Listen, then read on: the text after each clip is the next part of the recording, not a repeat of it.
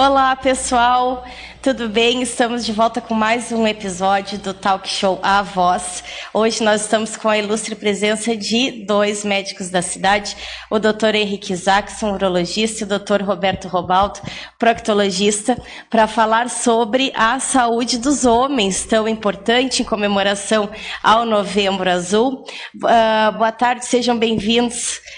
Nós estamos muito felizes de estar aqui com vocês. Muito obrigado, Mariane. É um prazer para nós estarmos aqui no teu programa. Esperamos poder contribuir, né, com dúvidas. E é um momento, né? Agora estamos terminando o Novembro Azul, que é o momento que os homens têm de lembrança de cuidarem da sua saúde, né, Roberto? Exatamente, boa noite, muito obrigado, é uma honra estar com todos vocês. É uma data, na verdade nós devemos cuidar da saúde dos homens o ano inteiro, mas é uma data importante para lembrar que muitas vezes os homens vão prorrogando, postergando, deixando para depois, então esse é o mês de lembrar, não, agora vamos cuidar de todos os pontos. Exatamente. Gente, eu gostaria de começar contando para vocês que o Dr. Henrique e o Dr. Roberto têm um podcast, que é o Fala Meu Doutor, maravilhoso. Eles levam toda semana entrevistados novos para falar sobre a nossa saúde, tanto de homens quanto de mulheres, né, doutores? Isso aí, isso foi um projeto que nós começamos, né, o Roberto e eu, um mundo totalmente diferente do que nós estávamos acostumados, porque nós somos médicos cirurgiões, tanto eu quanto o Roberto, eu como urologista, o Roberto como proctologista, né, o Roberto ainda é um pouco mais desinibido do que eu, né, o Roberto já veio com essa veia falante, né, veio já de fábrica, e eu já não é tanto, eu tenho que me forçar um pouquinho para falar, mas assim, é um projeto que o nosso objetivo lá no Fala Meu Doutor é levar informação sobre a saúde de qualidade. Porque o que acontece, Mariane? Na internet a gente tem muita informação falsa, muita fake news, muitas informações que têm interesses secundários, econômicos. Ali o nosso podcast é única e exclusivamente para informar. A gente não é um projeto com fins lucrativos, a gente realmente quer produzir algo legal. A gente acredita muito em Pelotas, sabe, Mariane? A gente é pelotense e a gente sabe que Pelotas tem uma capacidade grande, a gente produz coisas boas e eu acho que a gente achou assim, olha, não tem por que só São Paulo produzir, só Porto Alegre. Exatamente. A gente é capaz de produzir, né, um produto de qualidade e beneficiar muita gente, né, Roberto? E um dos pilares, quando montamos esse projeto, foi que a comunicação fosse acessível para qualquer pessoa. Então, ele é uma conversa sobre assuntos com embasamento científico de diversas áreas da saúde, medicina, fisioterapia, enfermagem, psicologia, que é uma coisa tão importante hoje em dia, mas é feito por médicos, porém focado no paciente. Então, tanto que nós fazemos um disclaimer, né, comentamos durante o episódio, que apesar de sermos médicos, termos experiência, nós utilizaremos termos bem coloquiais, faremos perguntas que para algumas pessoas até parecem básicas, porque quem está lá assistindo tem certeza que já teve aquela curiosidade, gostaria de perguntar. E um outro propósito desse projeto foi dar condições de algumas pessoas que às vezes dependem apenas do SUS, que talvez nunca tenham a oportunidade de consultar com aquele médico, com aquele profissional que é uma referência na sua área, dela poder escutar, reescutar, assistir, reassistir, compartilhar com outras pessoas. Hoje nós temos as informações através dos grupos de WhatsApp, então é super importante mandar para aquele grupo da família, dar um toquezinho em alguém que precisa seguir aquelas orientações, precisa estar mais atento em alguns pontos. Então tem sido uma jornada, estamos no início, mas tem sido muito agradável e de muito sucesso. Acho que vai dar tudo certo. Com certeza vai. Vocês sabem que eu comecei a me manifestar na internet agora a partir de junho. E eu, na área do direito, como advogada, eu saí atrasada. Com relação a essa questão da informação do que vocês estão falando, ter uma linguagem coloquial e acessível. Eu tinha um desespero para falar já de muito tempo e eu saí metralhando na internet, gente, eu não me dei conta que eu estava falando a linguagem dos tribunais e ninguém entendia nada. Como é importante que o profissional entenda, né, que a pessoa que está do outro lado, que não tem essa qualificação específica, né, da área, precisa de uma comunicação mais acessível para que possa entender e a comunicação se torne efetiva. Então, vocês estão de parabéns, eu assisto, é maravilhoso. Eu espero que essa seja a primeira de muitas entrevistas, porque é muita coisa. Gente, só de perguntas eu recebi mais de 20 na internet. Queixas da própria saúde, sim, claro. Perguntas de mulheres querendo saber também com relação aos seus maridos, porque eles não querem falar. E aqui, gente, só eu já fiz 3 folhinhas, porque eu não sou boba nem nada. Vou usufruir desse momento aqui para saber bastante coisa. Para iniciar, eu gostaria de saber como que foi o ingresso de vocês na medicina. Como se deu? Foi uma paixão desde o início? Alguém incentivou? Como que foi? Deixa eu começar, depois o Henrique. O Henrique tem uma história muito mais interessante que a minha. Eu sou o primeiro médico da família, mas eu tenho hoje em dia ele é meu padrinho, mas é um irmão de criação, amigo de infância do meu irmão, que foi em quem eu me inspirei. E chegou um determinado momento, eu sempre achei que eu ia ser engenheiro químico, aí descobri que dentro do laboratório tinha aquela coisa científica, que eu gostava de mexer em equipamentos, eu gosto muito de etapas de processos, mas faltava interação com pessoas. E eu vi que eu precisava de uma profissão onde eu tivesse contato, onde eu interagisse. E aí já tinha esse exemplo desse irmão de criação, que é o Dr. Darcy Janarelli, e aí acabei sendo orientado por ele, fui criando um carinho, fiz vestibular, não passei de primeira, como acontece com muita frequência, e aí sim, depois que eu entrei na medicina, me encantei, e dentro do curso de medicina tive contato com a cirurgia, vi da resolutividade da cirurgia. A cirurgia tem momentos até que algumas pessoas entendem como estressantes, mas são momentos críticos onde nós temos que tomar uma decisão, e é muito importante. Eu sempre gostei dessa adrenalina que a cirurgia traz junto. E aí migrei, fiz minha formação como cirurgião. Dentro da especialidade da cirurgia nós temos diversas áreas, e eu me encantei muito pela coloproctologia, que é a minha especialidade. Então eu sou médico, cirurgião geral e coloproctologista, que é um especialista em doenças clínicas e cirúrgicas do intestino grosso, do reto e do ânus. Então eu trato desde hemorroidas até câncer de intestino, que é onde eu tenho mais atuação, em cirurgias grandes de 4, 5, 6 horas para tratar tumores de cólon e reto. E tem sido uma jornada maravilhosa, sou muito realizado, não imaginaria fazer algo diferente. Que legal. E o senhor, doutor? Pois é, então, a minha história já começa com meu pai, na verdade. O meu pai também era urologista, tive o prazer de trabalhar com ele por alguns anos, né? Meu pai tem já bastante idade agora, ainda já está aposentado, mas foi sempre o meu norte, né? Meu ídolo foi meu pai, e por causa dele, muito por influência dele, que eu escolhi fazer medicina. Né? E por essa influência, não foi pressão, porque ele sempre me deixou muito livre para escolher o que eu quisesse. Na minha casa, ninguém tinha a obrigação de fazer o que não queria. Tá? Então, eu não fiz obrigado, fiz porque quis. Né? E realmente sou muito satisfeito com a minha escolha. Sou muito feliz. Hoje eu chego no final do dia satisfeito com o que eu faço. Me formei aqui na UFPEL, na Universidade Federal de Pelotas, depois fiz especialização em cirurgia geral, na residência, 2 anos de residência em cirurgia geral, também aqui na UFPEL. Depois viajei para o Paraná para fazer a especialização, a residência em urologia, foram mais 3 anos na Universidade Estadual de Londrina. Depois fiz mestrado em cirurgia na PUC de Curitiba. Depois fiz doutorado em saúde e comportamento. E voltei para Pelotas. Trabalhei alguns anos com meu pai, que foi muito legal, aprendi muita coisa, sabe? Que tem algumas coisas que eu não aprendi na especialização, fui aprender com meu velho aqui. Porque, sabe, a experiência faz diferença. Né? Assim, isso em todas as áreas. Né? Não adianta. Quanto mais a gente faz qualquer coisa, pode ser jogar tênis, pode ser jogar futebol, pode ser fazer uma cirurgia. As habilidades, quanto mais a gente pratica, a gente vai melhorando. E teve muito macete, muito truque que eu aprendi com meu pai, muito atalho na cirurgia que eu acabei aprendendo com meu velho. Brigávamos um pouco, às vezes, na cirurgia, ele dizia, faz assim, eu queria fazer assado, mas como a gente sempre se deu bem, meu pai é uma calma em pessoa, um cara sereno, bom coração, né, meu ídolo. Eu já sou mais elétrico um pouco, mas nos damos bem, sempre nos demos muito bem.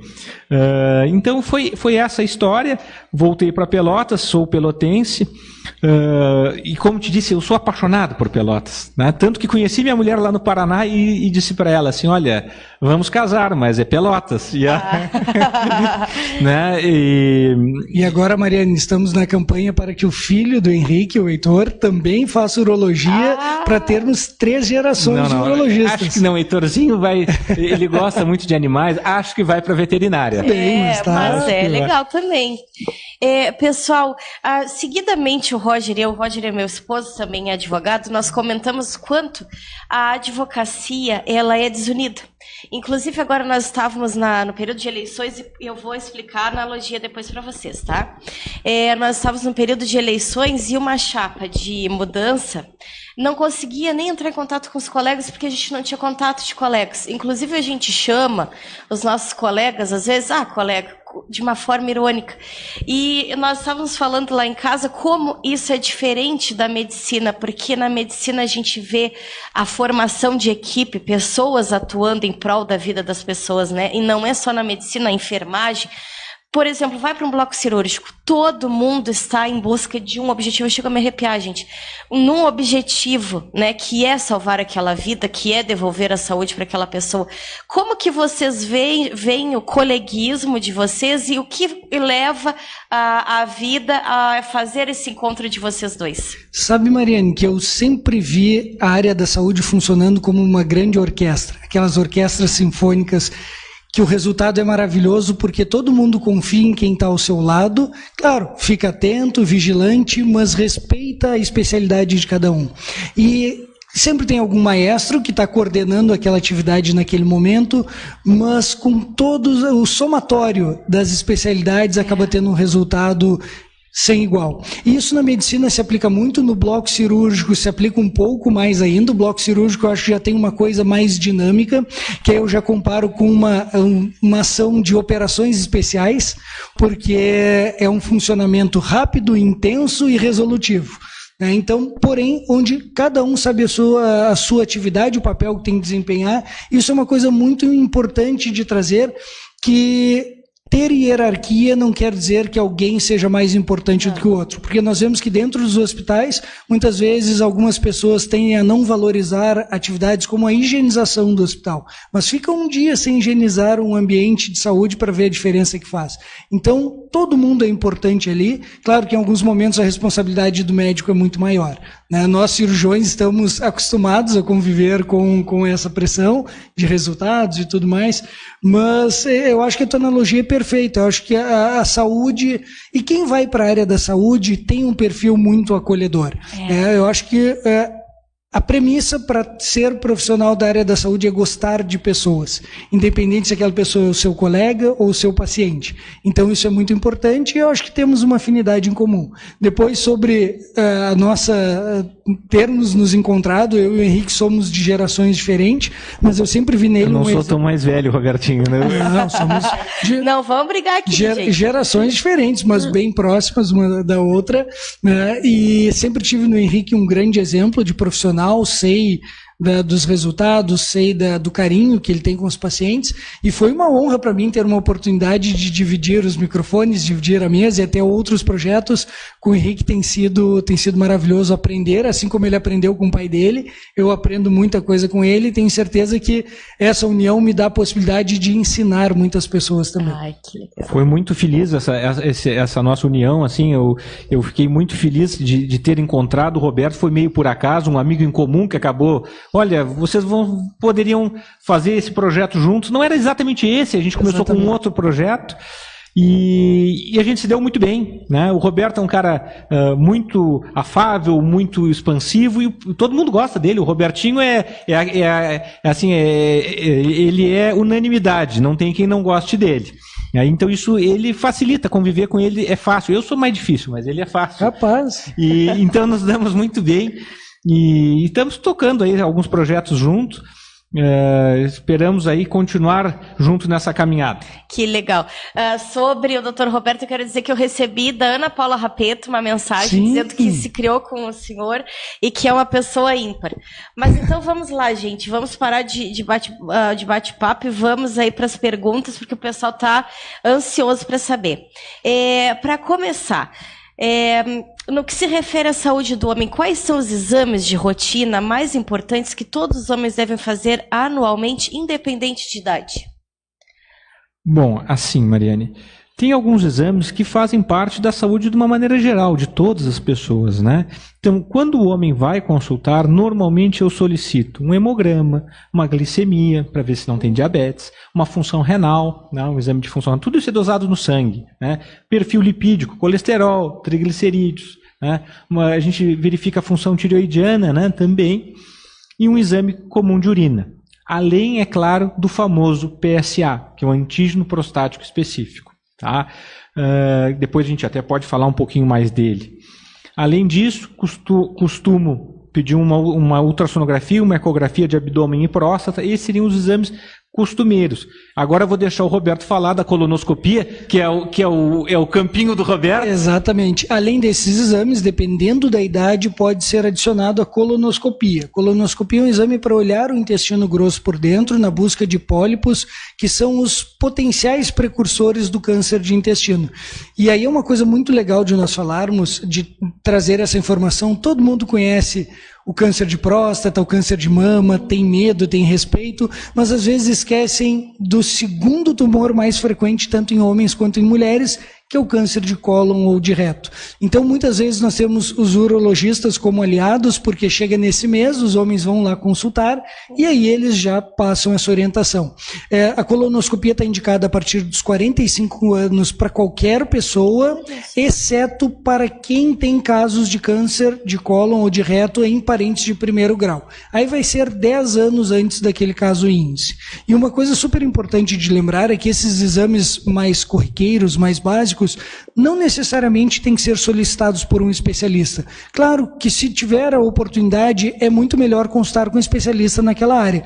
Mas tem pessoas que às vezes estão numa cidade que tem difícil acesso, ou demora muito através do seu plano, do SUS, ou alguma situação assim, pode consultar com o médico do posto, pode consultar com o médico generalista, que esses exames serão realizados e vai se começar uma investigação.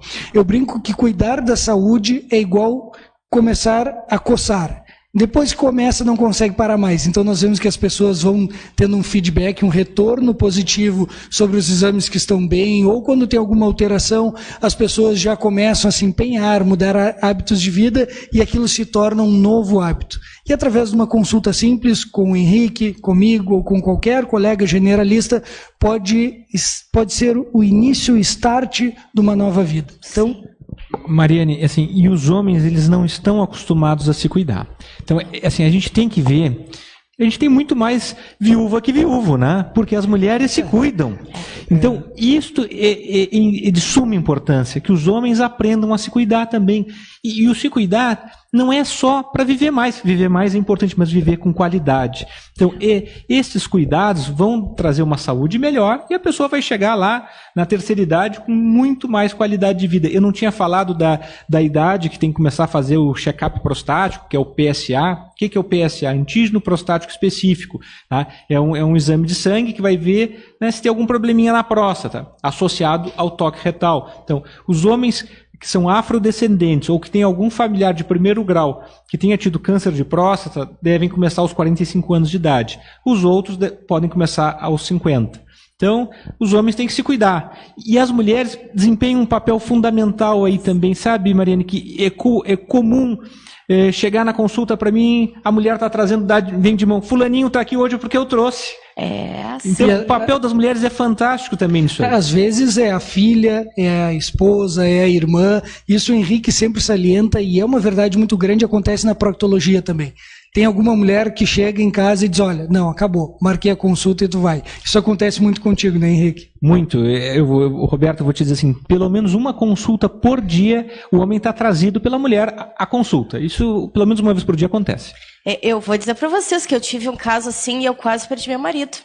Porque ele não queria fazer exames, e aí nós começamos na função de querer ter filhos, e eu fazendo todos os meus exames, ele me acompanhava, gente, no laboratório para fazer os exames, e os dele, ele não fazia quando ele foi fazer. Eu nunca tinha visto, nem sabia que era possível.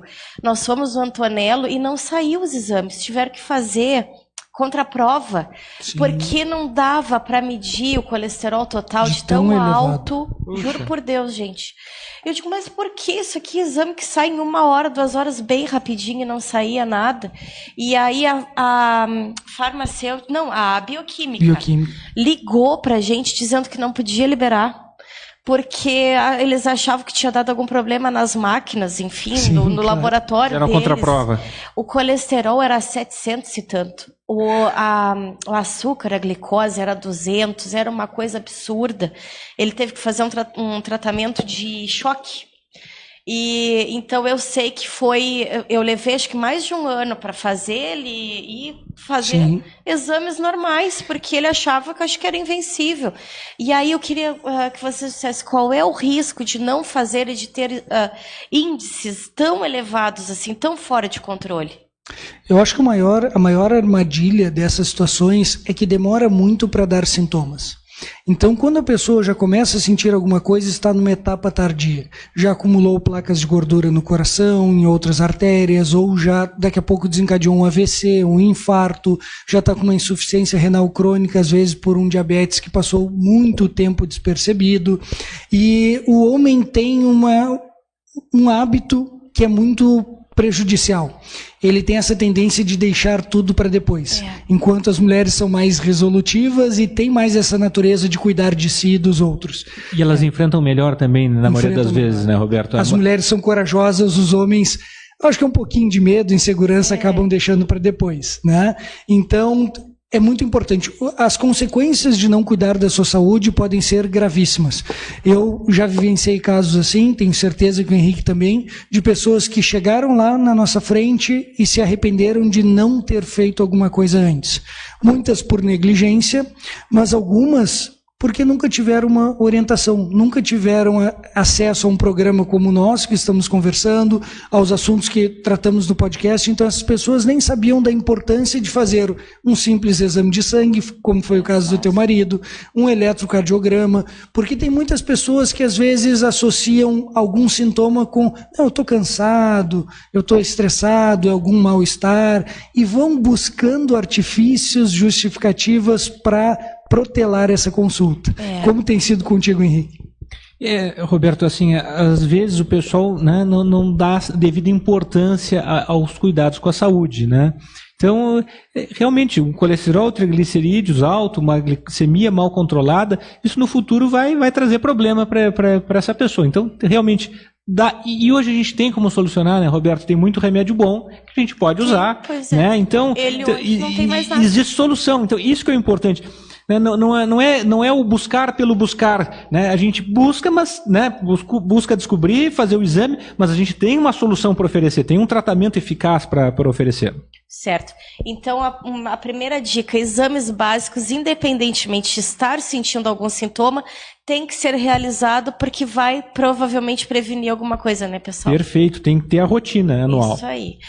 Antes de adentrar as outras perguntas, no caso de uma pessoa descobrir pólipos numa colonoscopia, e aí faz a retirada na mesma hora, né, no próprio exame, a depender do tamanho. Quase na totalidade das vezes já dá para retirar no mesmo exame. Em algumas situações que seja um pólipo ou uma lesão já um pouquinho maior, se programa um novo exame para ressecar aquela lesão, sempre organizando. Eu brinco que fazer colonoscopia para quem está realizando o exame é como um piloto de avião, ele tem que estar com tudo organizado, tudo preparado, com o projeto de não utilizar nada daqueles recursos, mas tem todo esse planejamento. Então, para algumas situações, precisa de um segundo exame. Na quase totalidade das vezes, Mariane, eu toda segunda-feira faço exames e é raro, é um exame por mês que precisa repetir a colonoscopia.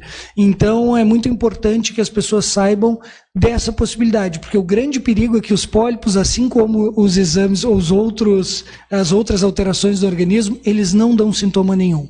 Eles vão crescendo lá quietinhos. Então, se essa pessoa deixa para ter algum sintoma e aí fazer a colonoscopia, talvez já tenha perdido o melhor momento, talvez tenha perdido a possibilidade de fazer um procedimento simples e resolver aquele problema. Em alguns pacientes já evoluiu para um câncer de cólon reto, que tem tratamento, mas claro, é um outro programa, um outro projeto que demanda um pouquinho mais de todos. Tá. E uma vez localizado, retira nessa primeira oportunidade e depois tem que repetir os exames anualmente ou a cada... Tem que repetir, porque aquela pessoa que formou o pólipos, ela tem uma tendência genética ou em consequência dos seus hábitos, a formar outros pólipos. Aquele que foi retirado não vai voltar, mas ela pode formar outros. E aí depende de alguns parâmetros para calcularmos esse intervalo. Do histórico familiar, que é o que nos indica a carga genética dela, do tamanho do pólipo, do maior pólipo que foi encontrado, do número de pólipos e do resultado das biópsias. Tem pacientes que vão repetir o exame dentro de 6 meses, tem pacientes que vão fazer a cada ano, a cada 3 anos, mas a maior parte dos pacientes, quando não tem histórico familiar, vai repetir de 7 a 10 anos depois. Então é muito tranquilo, é muito fácil. Se criou alguns mitos sobre a colonoscopia, porque realmente há uns anos atrás era mais trabalhoso fazer o preparo intestinal. E tem uma segunda coisa, que as pessoas depois que passam por um exame que é taxado de como sendo difícil, elas gostam de contar uma vantagem. Então mesmo que tenha sido tranquilo, para o vizinho, para a vizinha, ele vai dizer, pá, Henrique, foi difícil, mas eu fiz. Foi um sufoco. Foi um sufoco, mas eu fiz. Então quem conta um conto, aumenta um ponto, e isso é verdade para esses casos, mas é super tranquilo. Ai, que beleza. Bom, faixa etária já falamos. Sobre os principais problemas de saúde que afetam os homens, quais são as doenças mais comuns que vocês observam no consultório e como os homens podem prevenir elas, além dos exames? Bom, assim, Mariane, uma vida saudável, né? Bons hábitos, né? Atividade física, alimentação, né? Isso é essencial. O que eu atendo, o que é mais comum os homens consultarem comigo, né? É por problemas urinários, dificuldade para urinar. Então, normalmente, com a idade, a gente tem basicamente 3 doenças que vão dar na próstata, né? Não é só o câncer. Então, o câncer de próstata é um, né? Outro é a prostatite, que é a infecção, inflamação da próstata, e o terceiro, que é mais comum de todos, é o crescimento benigno da próstata. Então, a maioria dos homens, depois dos 40 anos de idade, a próstata vai começar a crescer. E o que acontece? A próstata, ela é atravessada pela uretra, aquele canalzinho que vai levar a urina para fora. Então, a próstata crescendo, ela não cresce só para fora, ela cresce apertando a uretra. Então, por isso que o homem mais velho, ele começa a fazer força na hora de urinar. Então ele, de noite, ele começa a levantar várias vezes, né? Às vezes a esposa fala, olha, ele está levantando 2, 3 vezes de noite. Não me deixa dormir. Não me deixa dormir. Né? Outra queixa que às vezes as mulheres falam assim, olha, ele agora já não consegue urinar no sanitário, pinga tudo por fora, porque o jato não tem mais força. Ou ainda o homem diz, olha, Henrique, quando eu vou urinar, eu me sinto fazendo força, eu sinto que eu não estou esvaziando completamente a bexiga. E realmente, na maioria das vezes, eles não estão mesmo. Né? Então, esse crescimento benigno da próstata é uma queixa muito comum. E a gente tem como ajudá-los, seja com remédios que funcionam bem, tem muitos remédios que funcionam bem, a maior parte dos homens vão ser tratados com remédio, nesse caso, da hiperplasia benigna. E a gente tem boas cirurgias. E eu até gostaria de te falar o seguinte, né?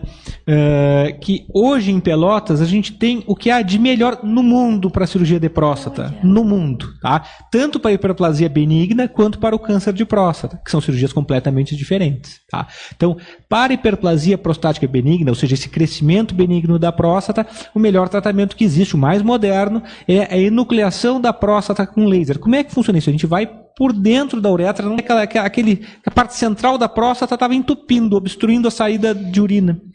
Então a gente vai lá com o laser, recorta aquilo, e uma cirurgia que antes tinha que cortar, tinha um pós-operatório muito chato, demorado, sangrava, hoje é um pós-operatório que sangra pouco, às vezes no dia seguinte já tem alta, e a gente faz aqui em Pelotas. Tá?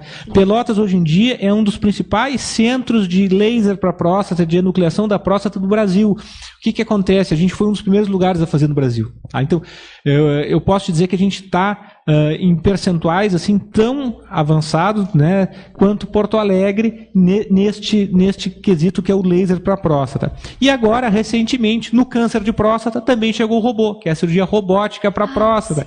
Então, tem agora em Pelotas também, né? O paciente não vai ser obrigado mais a se deslocar a Porto Alegre, se isso existe em Pelotas. Claro, o robô ele vai ser principalmente para a cirurgia do câncer de próstata, no que a gente tira totalmente a próstata do paciente, né? Então, hoje a gente tem o que há de melhor no mundo para a próstata. E uma coisa curiosa, Mariane, às vezes as pessoas têm uma tendência de achar que em Porto Alegre vai ser melhor, São Paulo, fora do Brasil. Esses equipamentos que o Henrique falou são exatamente os mesmos se o paciente for tratado aqui em Pelotas, Porto Alegre, São Paulo ou nos Estados Unidos, porque são equipamentos mundiais, nós temos a mesma tecnologia de lá. Então isso é muito importante que o Henrique trouxe, e isso se reflete na proctologia também, e fazendo uma conexão entre problemas de saúde frequente entre homens e o descuido com a saúde, até em exames básicos, nós temos um dos motivos que levam muitos homens à consulta com o Henrique, que é a impotência sexual, que muitas vezes é consequência de uma vida inteira de glicose elevada, de diabetes que o paciente não sabia, de hipertensão não controlada, de problemas de colesterol, triglicerídeos elevados. E Henrique, como é que funciona essa consulta sobre impotência no consultório? Olha, é uma consulta muito frequente, tá? Porque os homens, com o passar da idade, a potência vai piorando, a ereção vai piorando. Isto é da vida. Mas assim, a gente tem a felicidade que é o seguinte: antigamente, né, antes da descoberta daquelas drogas, né, para ereção, que é a sildenafil, o famoso Viagra, a gente não tinha nada bom realmente, né, e fácil de ser usado para oferecer. Claro, lembrando, são remédios, eles nunca devem ser usados por conta própria, tá? Eles têm contraindicações e eles têm efeitos colaterais. Então, se você quer usar, se você está com problema de ereção, procure um médico. Não precisa ser necessariamente um urologista, né, que é o especialista nessa área, mas pode ser o clínico geral, pode ser o geriatra, pode ser o médico de família. Todos são médicos que estão habilitados a tratar essa queixa. Tá? E a gente, Roberto, a gente não, além dos remédios via oral, né, tem as medicações injetáveis no pênis, que são mais potentes ainda, né, mais eficazes, e a gente, né, para aquele paciente que não respondeu a nenhuma desses tratamentos, a gente tem o implante da prótese peniana. Isso tudo aí se faz em Pelotas, não precisa ir para Porto Alegre, São Paulo, são coisas que são feitas aqui na nossa cidade. Eu não sabia que tinha implante aqui, porque tem meninos que às vezes precisam, que nascem com hipospádia, coisas assim, né? Alguma anomalia na genitália. A cirurgia de hipospádia aí já não precisa da prótese, aí é uma cirurgia diferente, realmente aí não seria a prótese. Tá. A prótese é para os homens que têm dificuldade de manter a ereção. Mas e aqueles meninos, por exemplo, que nascem com um mini pênis, alguma coisa assim, que precisam de uma prótese? Não seria prótese. O que é a hipospádia? A hipospádia, o certo é o meato uretral, aquela pontinha onde sai o xixi, ela está na pontinha do pênis. Tá? Só que alguns meninos, ela não está colocada bem na pontinha, né? Ele nasce com ela mais para perto da base do pênis. Tá? Normalmente, quem trata disso é o urologista pediátrico. Tá? Então, realmente, esta parte de urologia pediátrica, a gente tem muita referência ainda para Porto Alegre. Essa parte a gente tem, na parte infantil. Voltando então à questão da função sexual, eu recebi a pergunta: câncer de próstata altera a função sexual? Nós não vamos identificar, tá, pessoal? Claro. Porque são perguntas assim, então dessa vez eu não vou identificar. Eu acho que essa pergunta é para o Henrique. Vamos lá, então assim, um câncer de próstata mais avançado, ele pode alterar a potência, pode alterar a ereção desse paciente, mas não é o mais comum, viu, Mariane? A grande maioria dos homens que vão ter disfunção erétil, vão ter problemas de ereção, vai ser realmente por entupimento das artérias do pênis, né? Não vai ser pelo câncer de próstata. E, de novo, o importante é que a gente tem solução. Eu sempre gosto de dizer para os meus pacientes que a ereção, ela eu sempre digo, imagina um banquinho que tem 3 pernas, é um tripé. Tá? Esse banquinho, um dos pés dele é a parte psicológica, porque se a gente não está legal, se a gente não está focado naquela relação sexual, ou mesmo, né, não está numa fase boa da vida, que está com muito problema, muito estresse, não vai funcionar, né? A gente não é máquina, né? Nós todos somos seres humanos. Então, às vezes, organicamente ele está bem, às vezes é uma fase ruim, de muito estresse, dormindo mal, não vai funcionar. Então, um dos pontos importantes é a parte psicológica.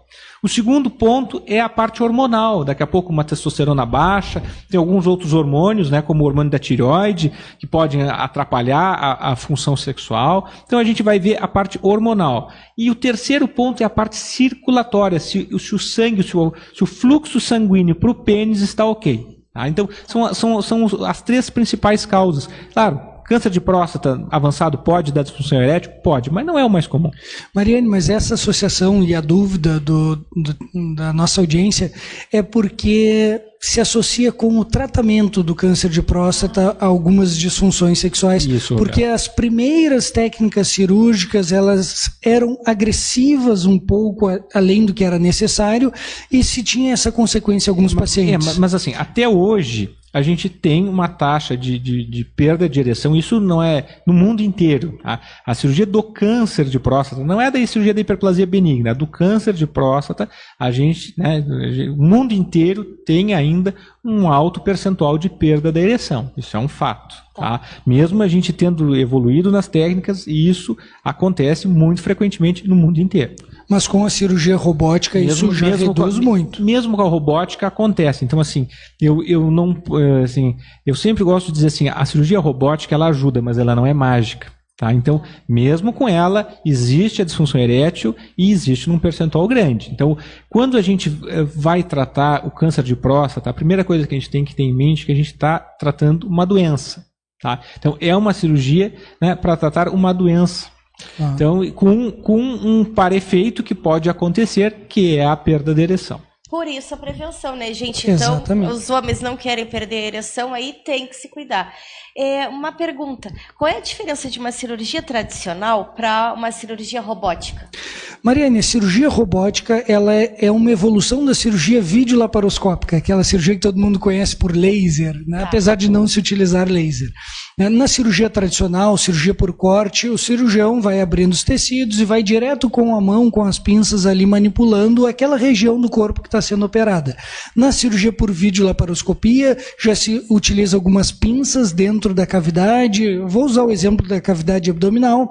Se abre uns furinhos na parede abdominal, se coloca umas pinças e uma câmera onde nós fazemos tudo indiretamente através do auxílio das pinças. E aí veio a evolução dessa tecnologia que é a cirurgia robótica. Quando a gente fala, isso é uma curiosidade que os pacientes têm, quando a gente fala, tem um robô na cidade e tal, as pessoas imaginam que vai ter um robô de verdade lá operando no lugar do cirurgião. Isso não acontece, são braços robóticos que lembram, sabe aquelas, todo mundo já viu alguma linha de produção das fábricas de carro que tem uns braços que pegam as coisas assim? Claro, é uma versão muito mais delicada daquela estrutura e esse braço robótico vai conectado nessas pinças, ou seja, em vez do cirurgião diretamente pegar as pinças na mão, ele vai através de um console que parece um cockpit, onde ele coloca uns óculos como se fosse um binóculo e ele vai manipulando naquele joystick, naquele controle, o que os braços robóticos estão fazendo dentro da cavidade. Então o cirurgião está junto do paciente, está ali ao lado, digamos que a mesa cirúrgica estivesse ali, eu estaria aqui operando por robótica, qualquer coisa o cirurgião está ali. Tem um outro cirurgião que é o auxiliar que está em campo, junto dos braços robóticos. E qual a grande vantagem do robô? Primeiro, aumenta a visibilidade. Nós enxergamos muito mais do que a olho nu ou do que com a câmera de vídeo. Segundo, ele melhora muito a destreza, os movimentos do cirurgião. Porque na cirurgia aberta tradicional, nós temos todos os movimentos que a nossa mão faz, principalmente esse movimento de girar o punho.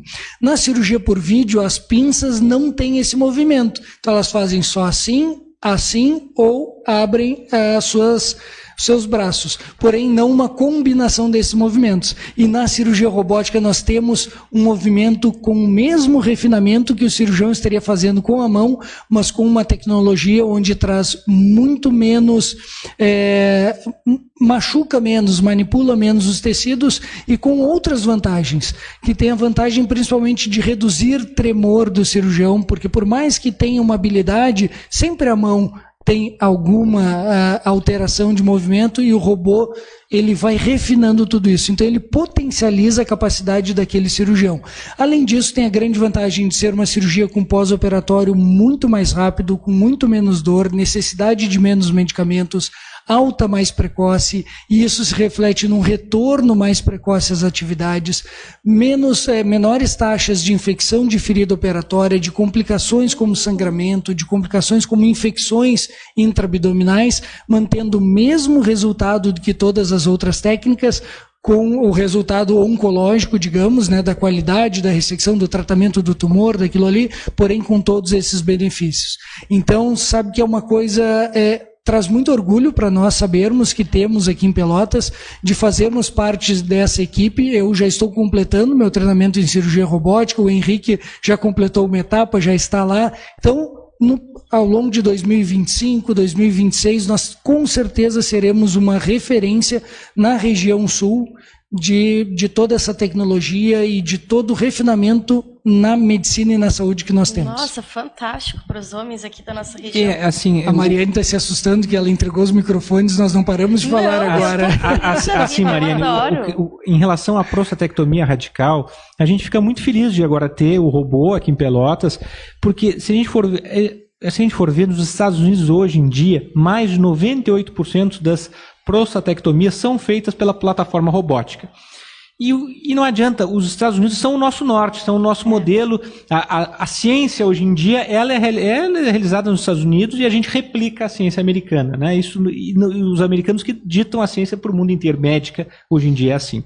Então, a gente não pode querer inventar a roda, fazer diferente dos outros, né? Então, a gente fica muito feliz de hoje também ter essa tecnologia e poder oferecer para os pacientes, né, de Pelotas. E no Brasil a referência é Sírio-Libanês, Albert Einstein. Nós temos o mesmo equipamento aqui na cidade. A única diferença é que eles têm um número muito maior de robôs, né, dessa plataforma robótica. Qual é o hospital que atende, que faz essa cirurgia? Atualmente o Hospital Miguel Pilcher, que comprou, já está com o robô em funcionamento, né? E existe previsão de um outro robô para chegar na cidade. Então Pelotas está numa ebulição, né? Uma ebulição muito grande em relação a isso, mas a gente fica feliz que já existe, já está sendo oferecido, né? E aquilo que eu te falei, Mariane, assim, então, hoje, né, é difícil a pessoa chegar em Pelotas, não se sentir acolhida. Eu sou pelotense, mas mesmo quem não é daqui, chega aqui e diz, pô, é legal, né, é uma cidade festeira. Então, é uma cidade alto astral, assim, a gente tem essa felicidade de viver aqui, e eu tô otimista a gente às vezes liga a TV, só tem notícia ruim, mas eu não gosto de notícia ruim, vou te ser bem sincero, eu acho que a gente tem que acreditar no futuro, a gente tem que acreditar que é capaz e que as coisas vão dar certo. E um grande exemplo do magnetismo de Pelotas é que na universidade nós conhecemos diversas pessoas que vieram de outras cidades para cursar, para fazer sua formação aqui em Pelotas e se tornaram pelotenses e ficaram por aqui. Como o meu caso, por exemplo, eu sou de Piratini, vim para cá com 17 anos e não saí mais, e invisto, trabalho, todo o meu potencial laborativo é dedicado aqui em Pelotas. Aqui em Pelotas. Exatamente. Então, eu vou para as perguntas, vou perguntar para o Birinha quanto tempo a gente tem, porque é muitas perguntas, nós prometemos que vamos dar respostas mais objetivas. Não, mas está ótimo, está super objetivo. É que é muita coisa e eu acredito que nós vamos precisar de um segundo programa para conseguir concluir todas as perguntas. Tranquilo, estamos aí. Tem algum problema ter verruga no ânus? Isso foi um homem que mandou. Sim, tem um problema em qualquer região da genitália. Pode ser no pênis, na vagina, na bolsa escrotal e na região anal.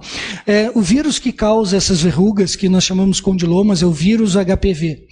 E esse vírus, se aquela verruga ficar ali ao longo do tempo, tem o risco de se transformar num tipo de tumor que é o carcinoma epidermoide.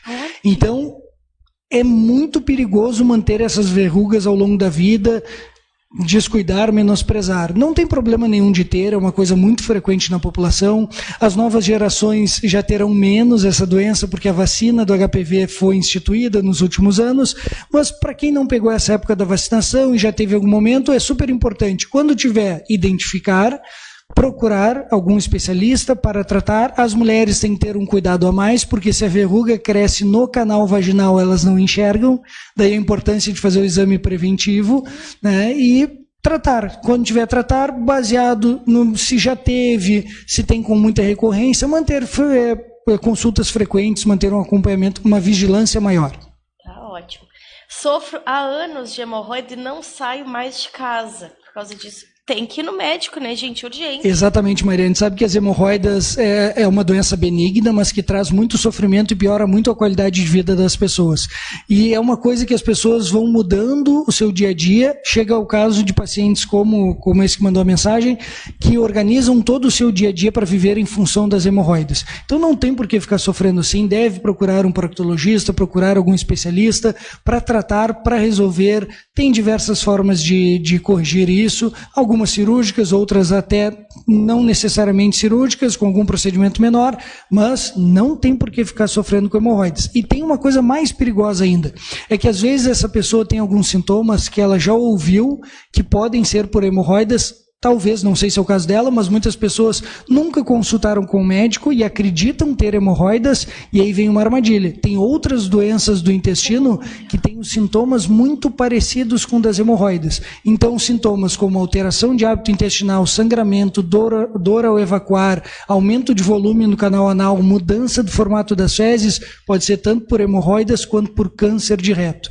Então, muito cuidado com esse diagnóstico de hemorroidas que não foi feito por um especialista. Olha só, gente, tem aí a parte das fezes, tenho diarreia crônica, nenhuma dieta melhora. Falou outro termo, mas minhas fezes não são inteiras. Isso tem que investigar, porque essa pessoa pode ter alguma intolerância alimentar atípica, severa, pode ter outros quadros como doença inflamatória intestinal, existem alguns quadros de reação da mucosa do intestino, que são as colites, que também causam. Tem que ver se está usando algum medicamento que predispõe a diarreia. Um exemplo é um tipo de medicamento que se usa para diabetes, muito frequente, não em todo mundo, mas em algumas pessoas pode ser uma causa de diarreia crônica. E também temos que investigar quadros como síndrome do intestino irritável e esses outros quadros funcionais. Então é fundamental, não tem como ter outra orientação para essa pessoa que não seja procure um especialista, um gastro, um procto e faça a sua colonoscopia. É muito importante esse exame. Aí tem uma mulher falando, eu só vou no banheiro se tomar laxante. Não falo para ninguém. Isso é uma coisa muito curiosa, Mariane. As mulheres têm vergonha de admitir que fazem cocô. Isso entre os homens é muito mais frequente. Os caras levantam, vou no banheiro, olha o cocôzão que eu fiz, tira foto, manda no grupo de WhatsApp. E as mulheres têm vergonha disso por questões culturais. Claro que as mulheres têm uma frequência maior de constipação do que os homens, mas não tem por que se envergonhar. Faz parte da vida fazer cocô, e quem não faz cocô acaba piorando todo o seu dia a dia. Tanto que vem da cultura popular o termo enfesada, que se acredita que seja cheia de fezes, onde a pessoa vai ficando irritadiça e tudo mais. O tratamento da constipação ele é multifatorial. Primeiro tem que identificar hábitos alimentares, rotinas do dia a dia e, com certeza, descartar doenças mais graves. Os próprios hormônios da tireoide, que o Henrique falou antes, podem influenciar no ritmo intestinal. Outras doenças, alguns gatilhos alimentares, e realmente tem pessoas que têm um ritmo intestinal mais devagar. Mas para isso existem diversos medicamentos que não são laxantes irritativos, porque geralmente aquele laxante mais baratinho, mais acessível, é um que vai prejudicar o intestino a longo prazo. Vou dar um exemplo, tem um famosíssimo que é o Almeida Prado. Não tenho nada contra ele quando utilizado pontualmente, mas aquela pessoa que começa a usar recorrente, ela começa com 2 comprimidos, 4, 6, 8, daqui a pouco ela está usando um punhado cheio e não funciona mais. Não é que o organismo viciou, é porque já lesou tanto as terminações nervosas do intestino que já não faz mais efeito. Então, não tem por que deixar para depois, não tem que ter vergonha, tem que procurar um especialista e fazer um aconselhamento. Doutor, o formato das fezes, eles são muito importantes para a saúde. Isso não é mito, né? Não é mito. Nós temos uma escala, até que se chama escala de Bristol, onde o cocô ideal é aquele cocô volumoso, mas macio. Um cocô fofinho. Tá. Quando esse cocô começa a ficar muito fragmentado, mais pastoso, provavelmente essa pessoa tem falta de fibras na alimentação ou tem algum quadro de irritação no intestino com muco e sangue. Quando esse cocô começa a se tornar muito ressecado, diversas bolinhas concentradas, geralmente é falta de líquido. As pessoas quase não tomam água no dia a dia, apesar de nós trabalharmos isso. Então essa pessoa tem que ter muita atenção. Aquela brincadeira de criança de olhar o cocô, dar tchau pro cocô, isso é muito importante para as pessoas terem familiaridade em já fazer uma vigilância ali. E claro, uma mudança repentina no hábito intestinal ou no formato das fezes, quem fazia um cocô bonito, volumoso, e a partir do momento começou a fazer um cocô em fita, um cocô fininho, tem que despertar um sinal vermelho, um alerta vermelho que pode estar acontecendo alguma coisa. Foi o caso muito falado da Preta Gil, né? Exatamente. Ela falou muito que ela começou a fazer um cocô no formato de fita e aí estava com câncer. Vamos ter que fazer um programa só sobre proctologia, senão o Henrique, a urologista, vai ficar com inveja. Já chegou para ele aqui, ó. É que são muitos, eu vou mostrar depois para vocês. Tu só com dificuldade de ir aos pés faz tempo. Minha mulher está tentando engravidar. Exames, ok. Será que o problema é comigo? Olha aí. Acho que não temos que lidar como sendo um problema, né? É uma questão do casal. Então, vamos lá. Então, né? assim, ó, tem uma questão, assim, que às vezes, de novo, a gente vive numa sociedade machista. Então, às vezes, quando o casal está com dificuldade para engravidar, a culpa recai sobre a mulher. E não é verdade isso, se a gente for ver. Normalmente, 1/3 das vezes, realmente, é o fator feminino, 1/3 das vezes é o fator masculino, e 1/3 das vezes é um pouquinho de problema de cada um dos dois. Então, a gente, primeira coisa é tirar, assim, a famosa culpa, que primeiro que não é culpa de ninguém, mas a causa nem sempre é a mulher, não é o fator feminino, tá? E o homem, a gente tem uma vantagem no homem, que a gente pode fazer um espermograma, que é o exame de esperma. Claro que ele não é tudo, né? Tem um espermograma normal, está tudo bem, mas tendo um espermograma bom, a gente já tem meio caminho andado. E o homem é mais fácil da gente investigar do que a mulher, exatamente por causa deste exame. O espermograma é uma base inicial para a gente começar essa investigação no homem, muito boa. E assim, primeira coisa é dizer assim, não é sempre culpa da mulher, às vezes o homem tem que ser investigado sim. Mas eu acho assim, esse termo culpa parece que nos leva... Não é culpa, mas seria a causa. Seria a causa. A causa. Temos também varicocele, né, Henrique? Exato, assim, boa parte dos né, quando o fator masculino é o que está implicado, metade das vezes a causa é a varicocele, que são varizes no testículo que podem diminuir a quantidade de espermatozoides e a vitalidade dos espermatozoides. Lembrando que varicocele é comum. Então, a boa parte dos homens vão ter varicocele e não vai causar problema nenhum. Vai ser em alguns homens, em varicoceles mais pronunciadas, mais volumosas, que eles vão ter essa piora do espermograma. Perfeito. Agora vamos, então, a mais umas perguntas com relação aí à próstata. Quais são os sinais do câncer de próstata? Vamos lá. O problema do câncer de próstata é que quando ele dá sinais, normalmente ele já está muito avançado. Então, o câncer de próstata avançado, ele pode dar dor óssea, né? Dor principalmente na coluna, na bacia, né? Por metástase. Ele pode dar sangramento na urina, ele pode dar obstrução urinária. Mas, assim, esse é o ponto que a gente normalmente já está mais avançado. A gente tem que descobrir antes dele dar sintomas. A gente tem que descobrir ele pelo toque, pelo PSA, né? Tentar conseguir descobrir ele antes. Tem aqui uma pergunta de um homem dizendo que sabe que precisa fazer o exame, mas tem medo de virar chacota. Vamos lá. E o pessoal tem muito medo disso, né? É comum, às vezes, até o paciente dizer, qual é o tamanho da tua mão, Henrique? Eles têm esse medo, né?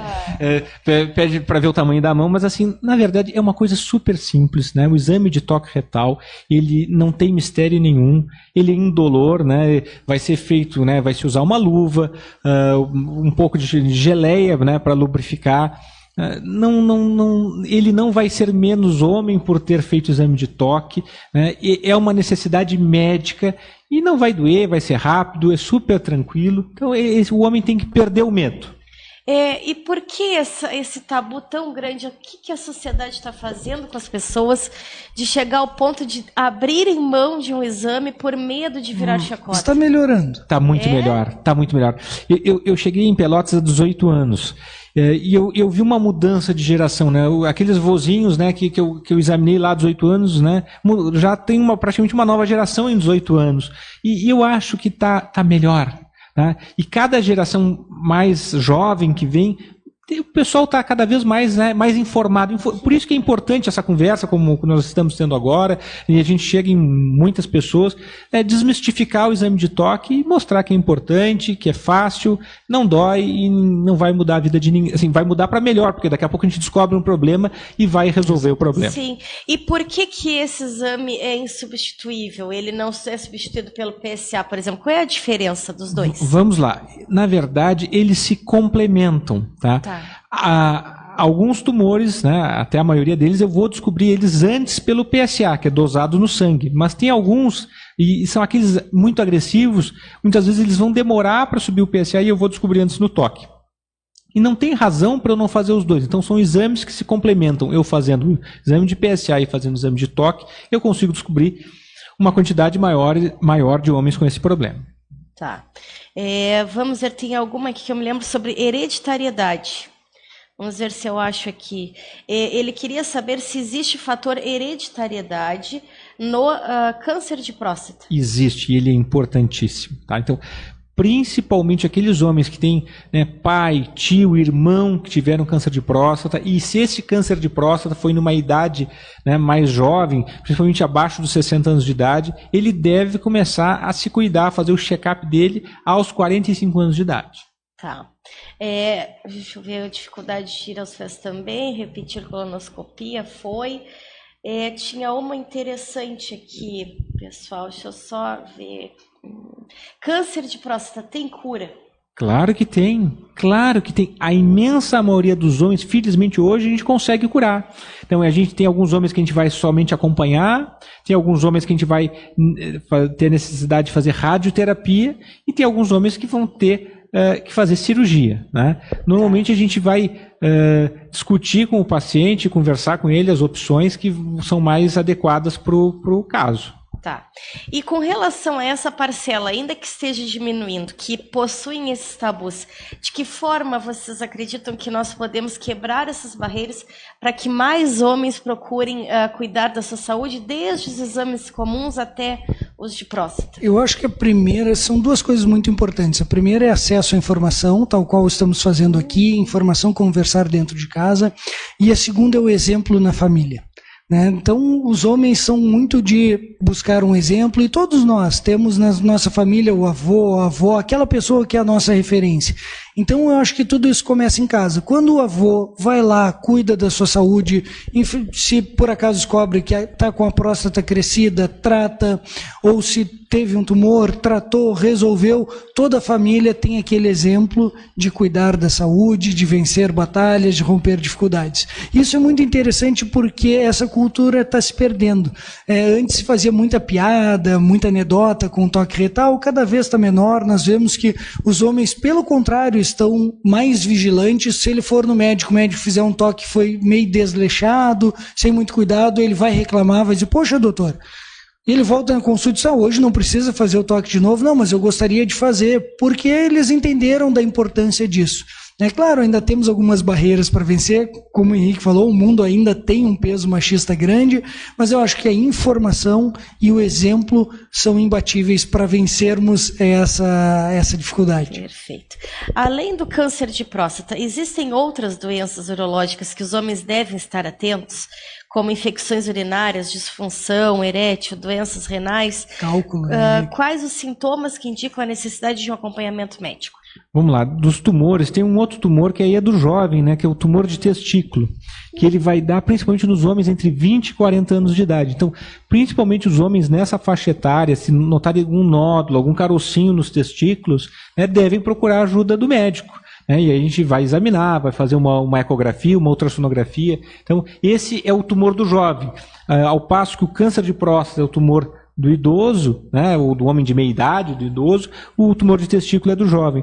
E tem outros tumores que o urologista trata também, como tumor de rim, tumor de bexiga. E tumor de rim e bexiga vai tratar tanto em homem quanto em mulher. Lembrando que o principal fator de risco que tem para tumor de bexiga, tá, é o cigarro, é o tabagismo. E a gente tem ainda, infelizmente, ainda muita gente que fuma no nosso país, e aumenta muito o risco de ter câncer de bexiga, câncer de rim também aumenta o risco com o tabagismo. Então, aquele paciente que está com sangramento na urina, esse é o principal sinal que vai alertar, sangue na urina. Sempre que tiver sangue na urina, tem que investigar, tem que procurar o médico. Eu recebi também, gente, é uma mistura de assuntos, mas eu me lembrei que eu recebi de uma pessoa dizendo que ela está fazendo o cocô com sangue. Tem que investigar, tem que fazer uma colonoscopia. E sabe que o tabagismo ele é um veneno para todas as situações de saúde. O tabaco, o cigarro só faz bem para quem vende.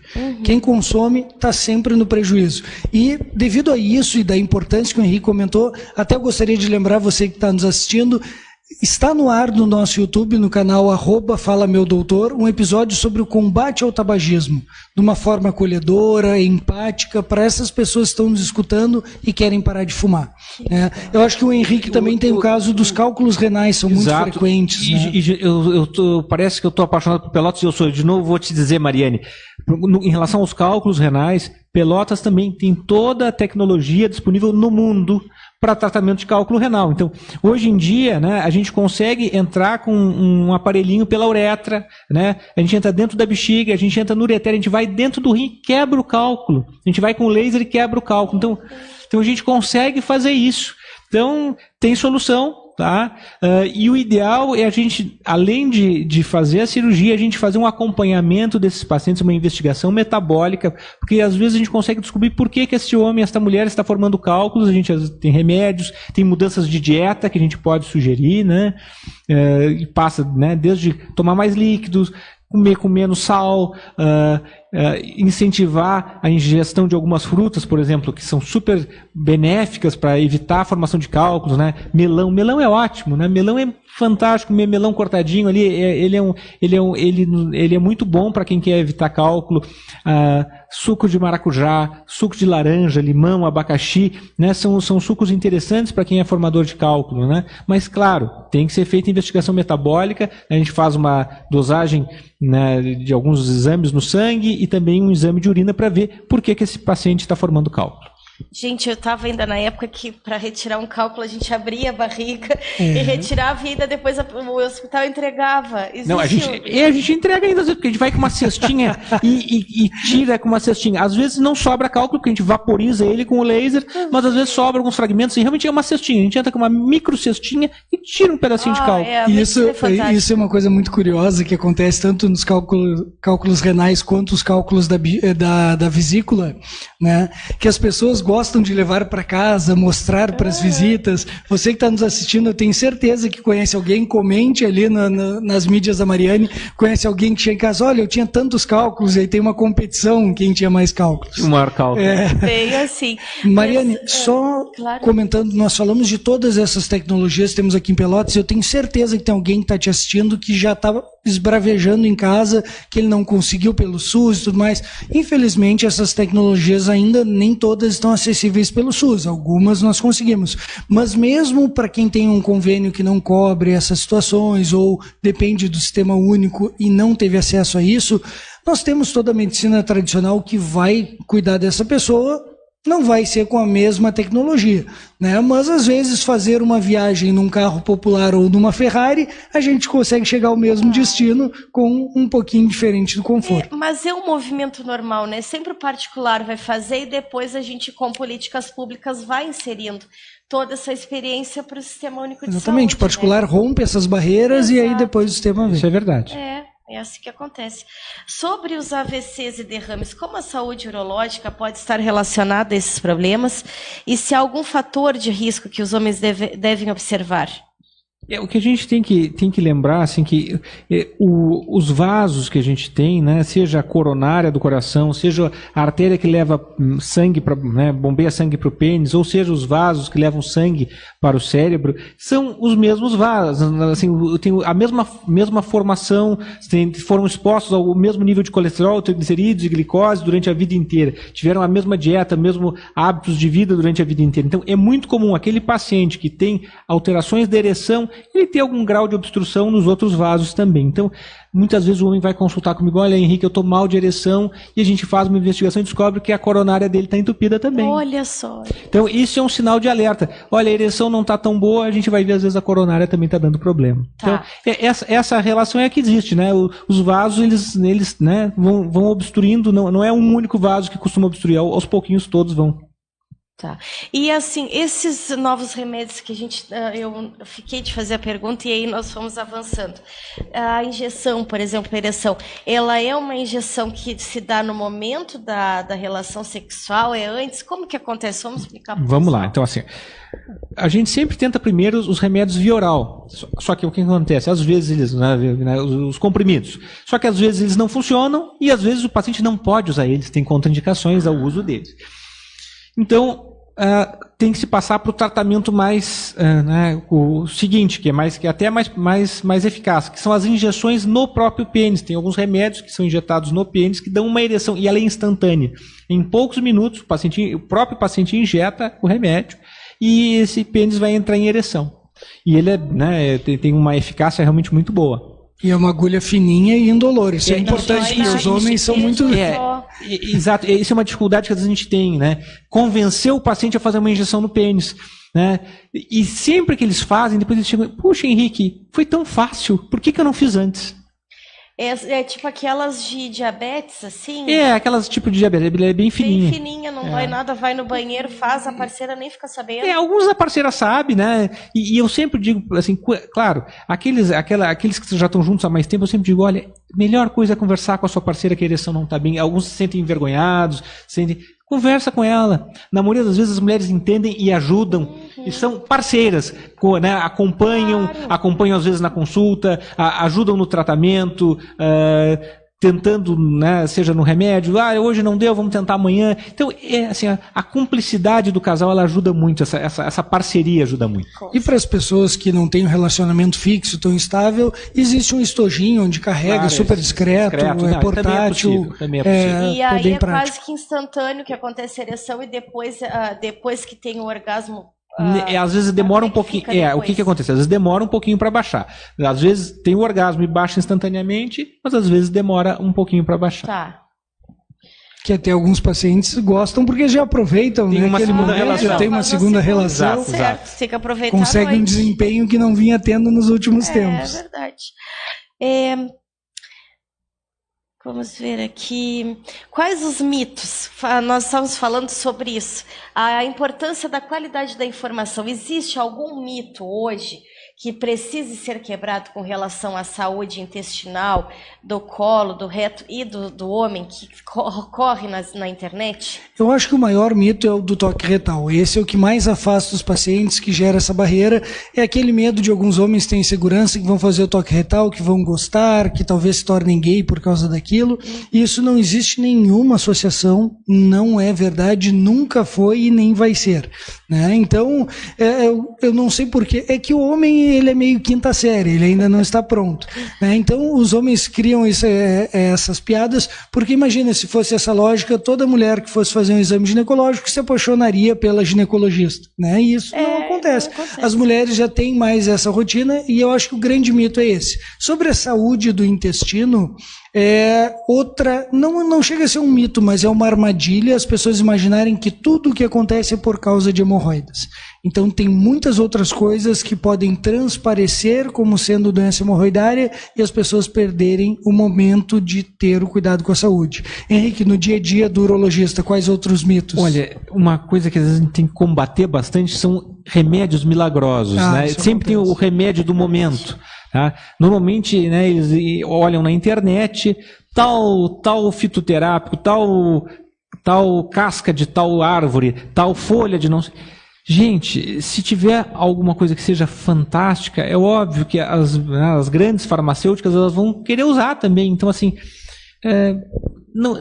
é pouco provável, né, que alguém no fundo de quintal vai descobrir uma coisa milagrosa que vai ser fantástica. E tem que ter muito cuidado com essas vendas de internet. Então, nunca faça isso.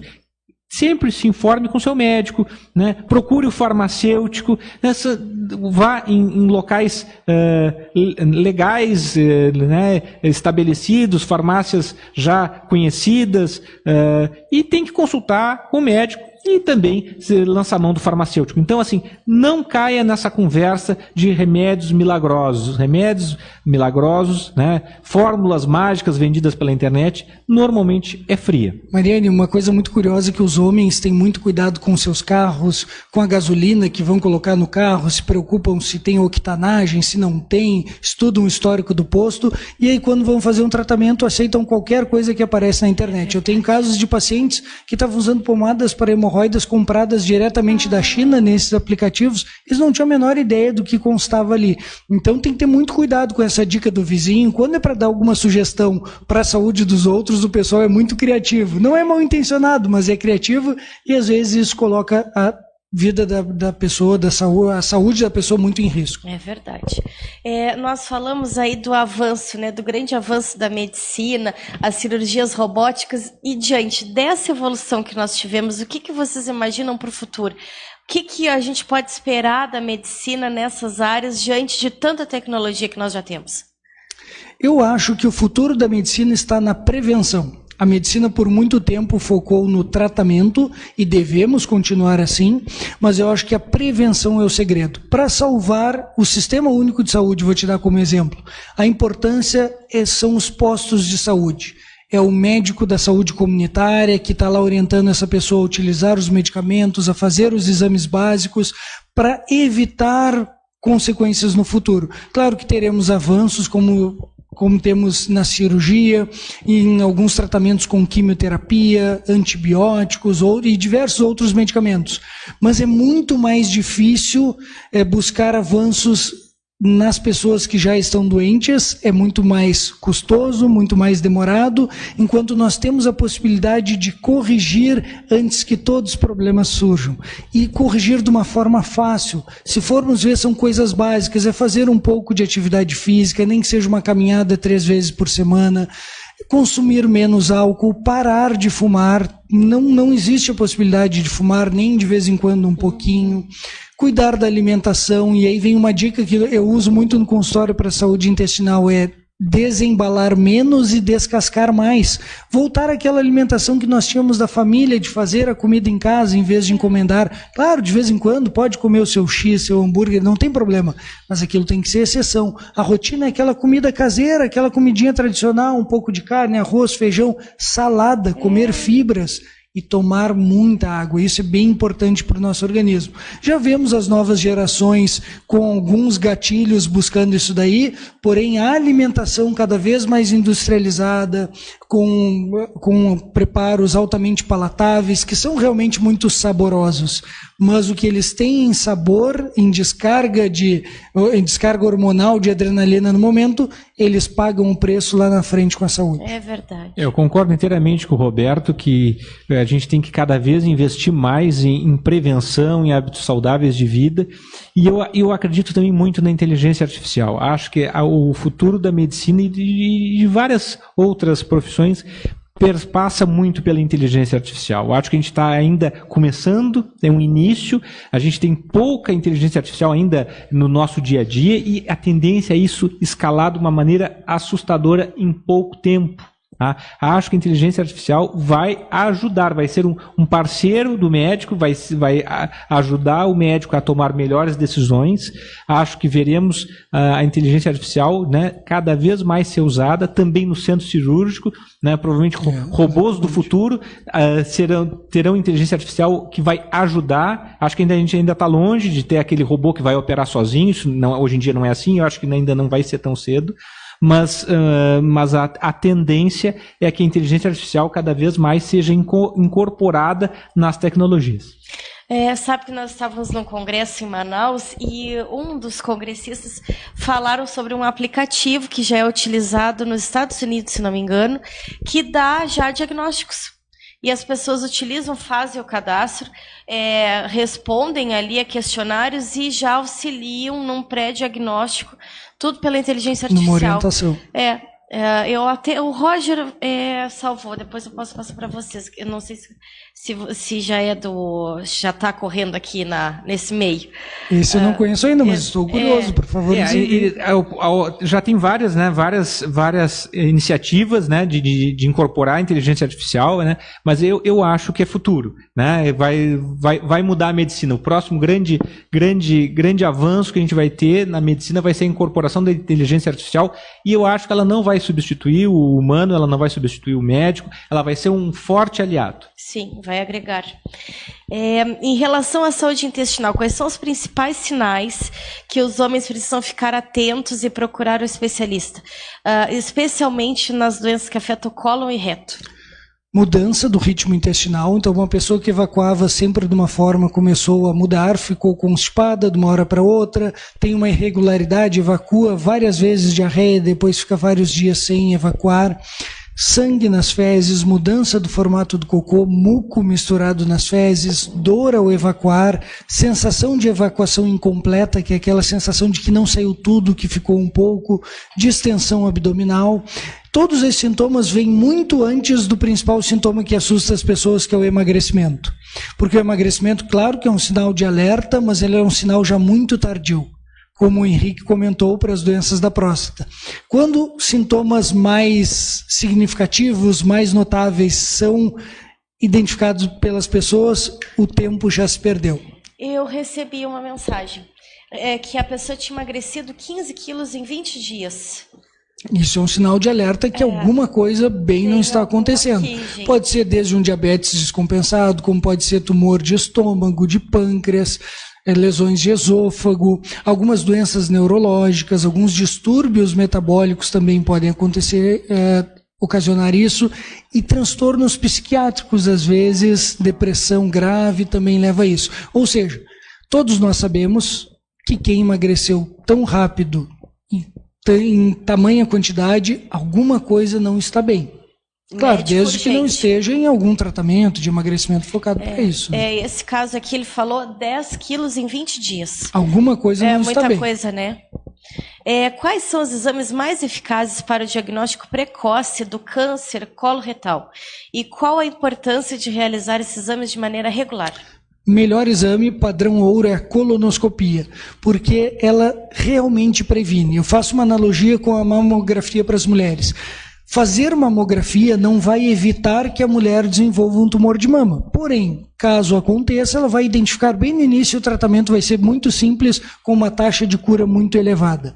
Porém, fazer a colonoscopia realmente previne, porque durante a colonoscopia nós retiramos o pólipo, que é o precursor do tumor de intestino. Mais de 92% dos tumores de intestino vieram de pólipos que ficaram quietinhos lá décadas e décadas. Então nós retiramos e eliminamos a chance que aquele pólipo no futuro se transforme num tumor.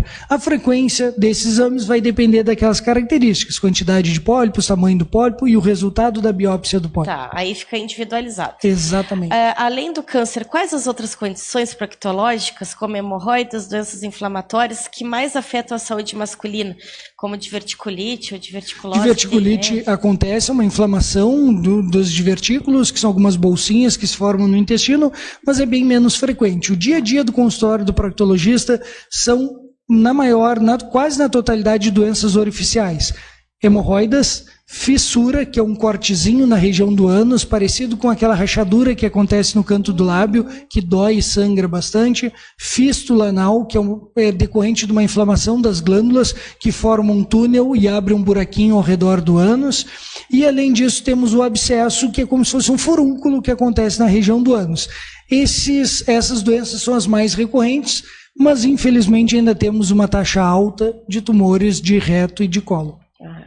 Bom, nós vamos nos encaminhando então para o final do programa. Foi maravilhoso, gente, é muito esclarecedor. Eu não tenho habilidade nenhuma para medicina, mas me encanta, né? Não tenho condições de exercer, mas de saber, de tomar conhecimento disso é maravilhoso falar da saúde. Mariane, sabe uma coisa importante nós comentarmos, e o Henrique conta muito bem essa história, que é a origem do Novembro Azul.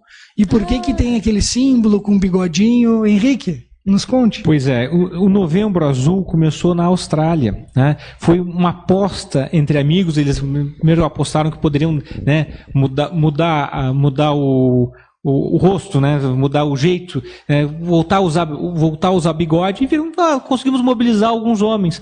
E aí, já no ano seguinte, vamos fazer só colocar um bigode é pouco, vamos tentar ajudar os homens. Então eles começaram além de deixar o bigode crescer, né, no novembro, começaram a arrecadar fundos, né, para a Associação de Câncer de Próstata Australiana.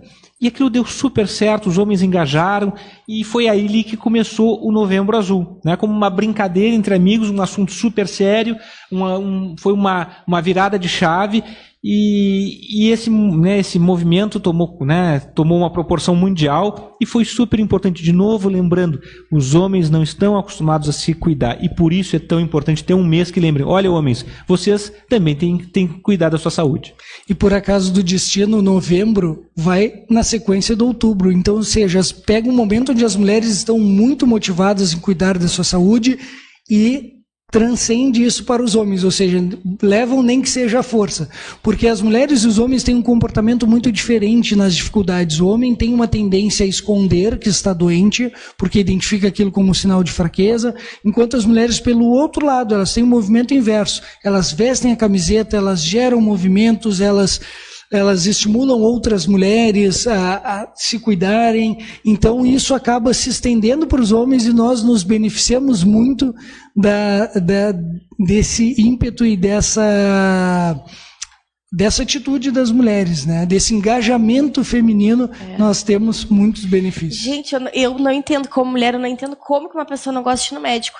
Eu adoro ir no médico, eu tenho um tio que é médico, qualquer coisa, vai no teu tio, vai lá. Então, assim, eu me sinto cuidada, eu me sinto prestigiada. A gente ir num médico, eu não consigo entender porque que tem medo, receio. Para mim, Mariane, é um autocuidado. Assim. Por muito tempo se fomentou uma cultura de não vou no médico porque ele vai achar alguma coisa. Como se o médico gostasse de descobrir doenças nas pessoas. E pelo contrário, o que nós mais adoramos é quando vai aquele paciente e a gente diz, seu fulano, dá os parabéns, não tem tudo nada. Certo, volte só no ano que vem, é o que nós mais gostamos. Claro que estamos preparados para estar ali lado a lado com o paciente em qualquer situação. Então o médico é seu amigo. O médico não está lá para descobrir uma doença. Pelo contrário, ele está lá para evitar que essa doença aconteça. É verdade. Então, assim, tranquilizem-se, homens, busquem a sua saúde, busquem as atividades físicas, os exames preventivos, porque esse é o melhor caminho, né? Com certeza. E de que forma nós podemos, então, tranquilizá-los com relação a essa caminhada de ir em busca dos médicos e de que forma eles podem encontrar vocês nas redes sociais e nos consultórios? Bom, pessoal, primeira coisa é falar que a grande maioria das doenças tem cura, tem tratamento e a gente tem boas soluções para oferecer, tanto na urologia comigo quanto na proctologia com o Roberto. Gostaria de lembrar o nosso podcast, que é o Fala Meu Doutor. Vocês nos encontram no YouTube, no Instagram, no Facebook, né? Mas a gente gostaria de recomendar que principalmente nos acompanhassem no YouTube, que ali vocês têm os episódios completos. Eu, Henrique Zackson, urologista, vocês me encontram no meu consultório, que é ali na Anchieta, 2675, eu já estou lá há 18 anos, telefone 3222-2030, né? Vai ser um prazer receber quem precisar de alguma consulta urológica. E me encontram também nas mídias do Fala Meu Doutor, @Fala Meu Doutor. Estamos até no TikTok, no Spotify, além das plataformas que o Henrique já citou. No Instagram é procto.roberto, @procto.roberto. E o meu consultório fica no edifício Moinho Office, ali na Avenida Dom Joaquim, na sala 302. O telefone, o WhatsApp ou para ligações é 53-991-87-7575. É super fácil, só mandar uma mensagem ali, nós encaixamos. Vamos organizar alguma forma de ajudar o pessoal. Ai, que legal. Eu agradeço muito vocês terem aceitado o nosso convite. Eu acredito que esse programa vai levar informação, muito conhecimento para as pessoas. Eu espero que com mais informação de qualidade, também meu movimento que eu faço. Então, encontrar vocês foi um grande prazer. Muito obrigado. Prazer foi todo nosso. Muito obrigado pela oportunidade de estar aqui no teu programa. Ah, que legal. Gente, boa noite. Então, até a próxima. Tchau.